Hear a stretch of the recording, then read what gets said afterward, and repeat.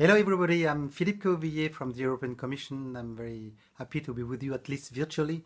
I could not attend, unfortunately, the meeting on Friday, but I've been invited by Elena to prepare a short video for the meeting, which I'm very pleased to do. She has posed me some basic questions, and which I will try to respond as much as I can. I would like first to stress that I'm a scientist by background. I've been a researcher prior to my commission career, where I've been in charge of research programming and policy making for some years, while in the meantime teaching at the university. So I have quite a spread of interactions with different people, which I think will make me reflect on the links between science and policy. So the first question of Elena was, what are the critical elements for good science? Well, good science is something to be defined already. I will not enter into this debate, but I would like to stress that, the first thing is to start with the basic knowledge of the issue to be studied. And I think it's very important, which I've learned as well, that we do not look at issues only with the angle of its own disciplines. We need to share in a multidisciplinary way the topics to be studied. I think also that we need to be in a kind of a story builder. I like very much. I like to write things, and I like to build up stories, scenarios. So do we need applied science or fundamental science? Sometimes they are very near of each other. Well, I will focus very much on applied science, because it has been my background, really responding, for example, to needs expressed by different environmental managers about environmental chemistry, for example. So I will start with this. And at this stage, when you build up scenario, already the dialogue needs to start with the different users of the science, while reflecting on what are their needs and how to tackle these needs. We need to reflect on technical means, tools, data, people that will be working to ensure that the experiments of any kind may be carried out. So it's really the feasibility of the experiment. And this research development are very often based on terms of reference posed themselves by, for example, policymakers. So we need to be as much as possible responding to this applied requirement, while it does not hamper to have some what I call divagations, towards fundamental science. Sometimes you may open your curiosity, and if you have data, to play with them and discover things that are completely unexpected. So I think that involving users at an early stage is a key aspect to share ideas and recommendations. So I think it's very open, and I would like to stress, and I will repeat that, the dialogue is very important. The reporting on facts and figures also are very important to provide sound evidence recommendations to policy.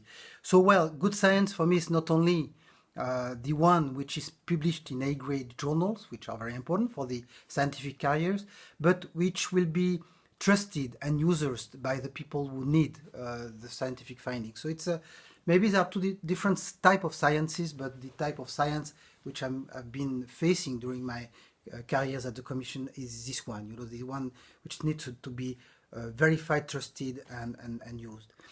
The second question of Elena is, what are the critical elements for a good policy? And actually, similarly as science, I think that the background knowledge is very important, but what has been done in the past in policy making, what are the main policies, not only the paperwork, but also how they were implemented, what have been the technical challenges that they have faced.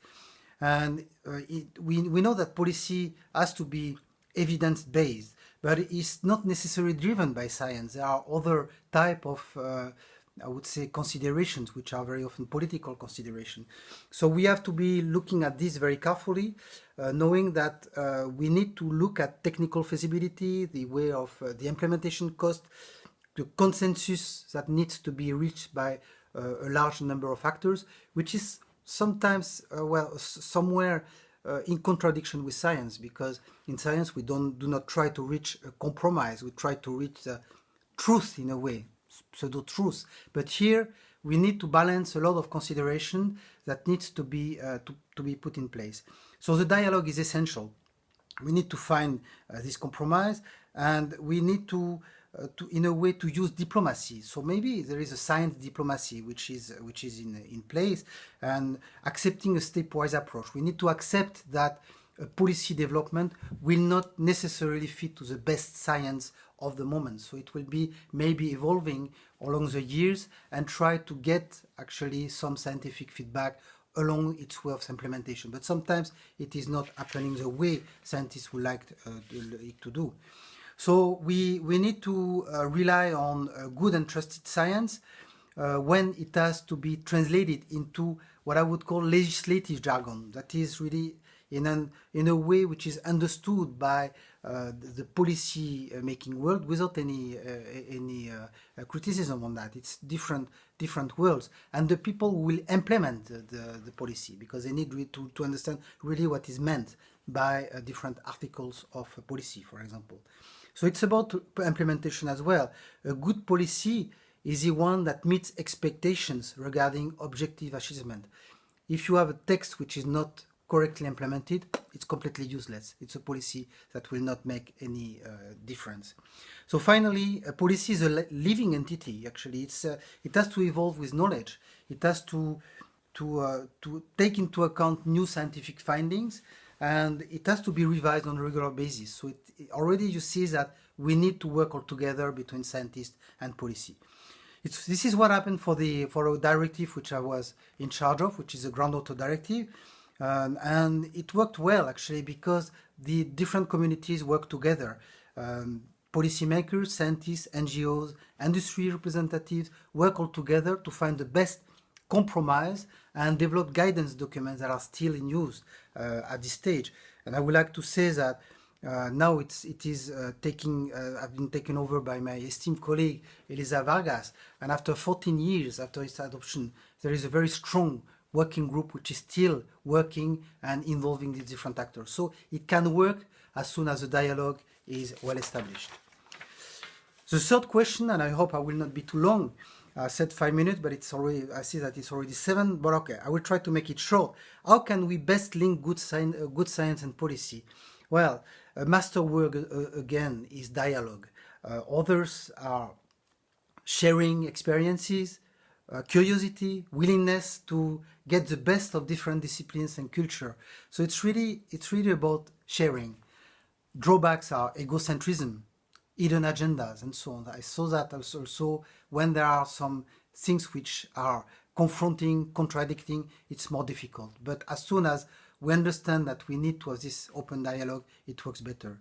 So interactions are needed at a very early stage of a policy development, with a mix of scientific debates, policy consideration, and the key is to listen to each other, I think, to make it work. Findings are very often to be tailor-made to policy framework, sometimes actually showing the weaknesses and strengths of for example, an article that has been proposed. So scientists need to understand that ultimately managers will need to implement their findings, their recommendations, without necessarily having been trained by them or by other people. So they need to understand that what they would publish in a scientific journal should not be communicated the same way to policymakers. So policymakers on the other end are very often a conservative approach, and they don't want really to change so much their process. So they need really to be opening their eyes and understand what advantages they can get from scientific recommendations. So a final key aspect is that scientists and policymakers are humans, and we have to bring humanity back into the heart of these discussions, and in transparency, faithfulness, and then partnerships become natural.